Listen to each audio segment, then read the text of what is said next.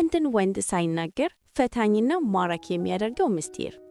አንዳንድ ወንዶች ብዙ አይለፈልፉም፣ ሴት ለማሟለል አይከበተቡትም፣ እዩኝ እዩኝ አይሉ። ግን ሴቶች ገና ሳይዋቸው ይፈዛሉ ወዲያውኑ፣ ያለምንም አረጌ ንግግር፣ ያለምንም ማብራሪያ፣ ያለምንም ድካም።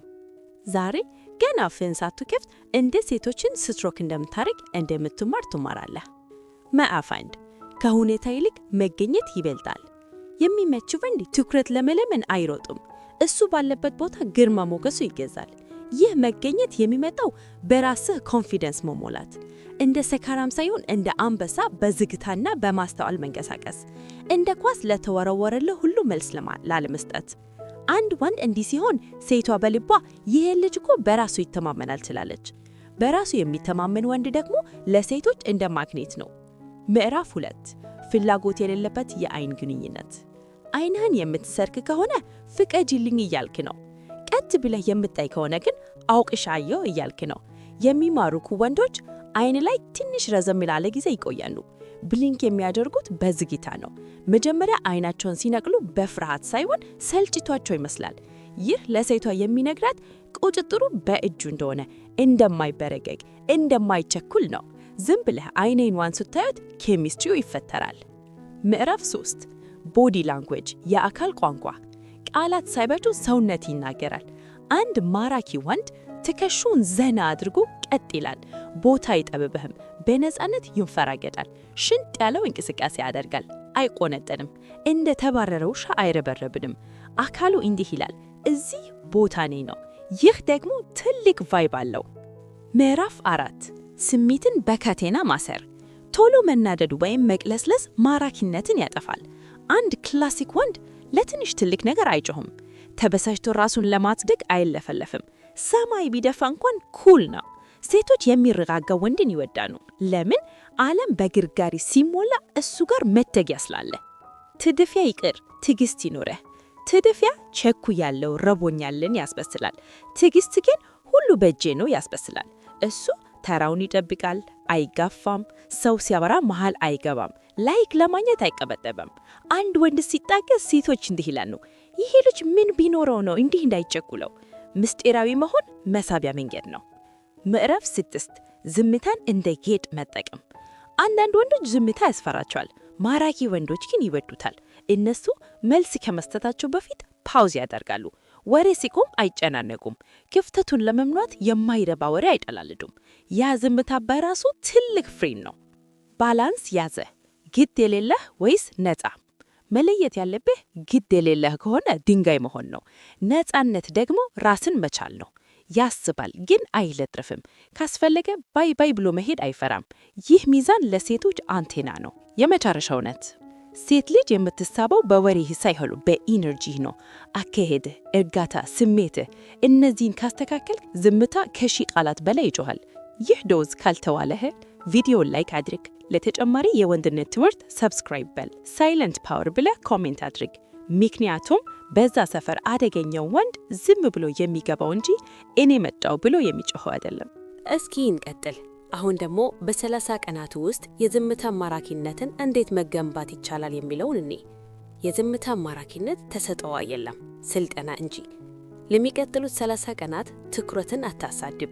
ይልቁንም ትኩረት ራሱ የሚከተለው አይነት ሰው ትሆናለህ። ሂደቱ ይኸውልህ። ሳምንት 1 አካልንና ጉልበትን ኢነርጂ መቆጣጠር። 1 ሁሉንም ነገር ቀንስ፣ አዝግም። ከተለመደው 20% በዝግታ ተንቀሳቀስ። አረማመድህ፣ አቀማመጥህ ጭንቅላትን የምታዞርበት ፍጥነት ጭንቀትን ያሳያል። ዝግታ ግን ቁጥጥርን ያሳያል። ሰውነትህ ጊዜ አለኝ የሚል መልክ ሊኖረው ይገባል። 2 የሰውነት አቋምህን በየቀኑ አስተካክል። በየቀኑ ተለማመድ።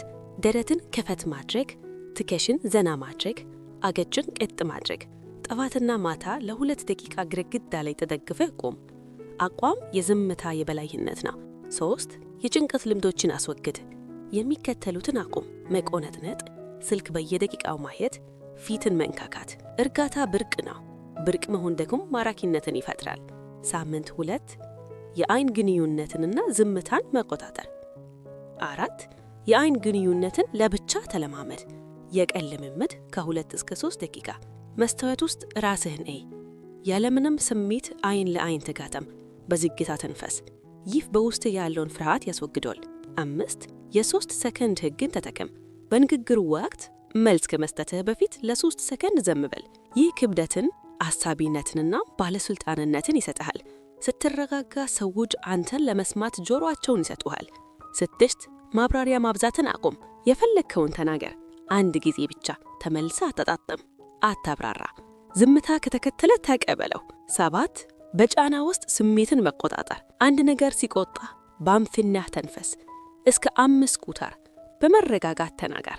ስሜቱን የሚቆጣጠር ወንድ ክፍሉን፣ ሰዎቹን ይቆጣጠራል። 8 ከውጤት ጋር አትታጠበቅ። ለመራቅ ብለህ አታውራ። መልስ ለመስጠት ብቻ ብለህ አትስማ። ከውጤት ነፃ መሆን ማግኔት ነው። 9 በሰላም መውጣትን ልመድ። ንግግሮችን ቀድመህ ጨርስ። ስላወራን ደስ ብሎኛል፣ ደህና ሁን በል። ጉልበትህ ኢነርጂ ሳይቀንስ ቀድመህ ውጣ።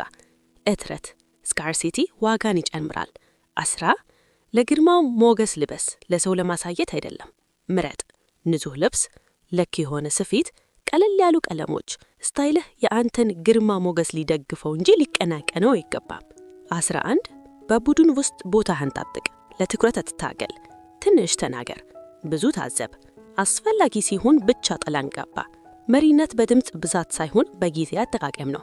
12 ጥለህ ለመውጣት ፈቃደኛ ሁን። የሚከተሉ ካጋጠምሁ ማይከበር፣ መጥፎ ኢነርጂ፣ ፍላጎት አለመኖር። በመረጋጋት ጥለህ ውጣ። ይህ ለውጥህን ያተናግልሃል።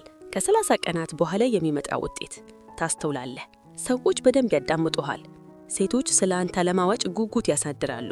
እርጋታ ይሰማሃል። ዝምታህ ክብደት ይኖራል። ድምፅ አልጨመረም። አንተ ግን ተኻም ሆነሃል። መጨረሻ እውነት የዝምታ አማራጭነት ስለ ምስጢራዊነት አይደለም፣ ስለ ራስን መቆጣጠር እንጂ። አንድ ወንድ በተረጋጋ በታረመና በሰከነ ሁኔታ ውስጥ ሲሆን ገና ሳይናገር መገኘቱ ብቻ ስለ እሱ ይናገራል። ለዚህ 30 ቀናት ቃል የምትገባ ከሆነ ለወንድነት እድገት ሰብስክራይብ አድርግ። ምክንያቱም እውነተኛው ኃይል ራሱን አያስታውቅም።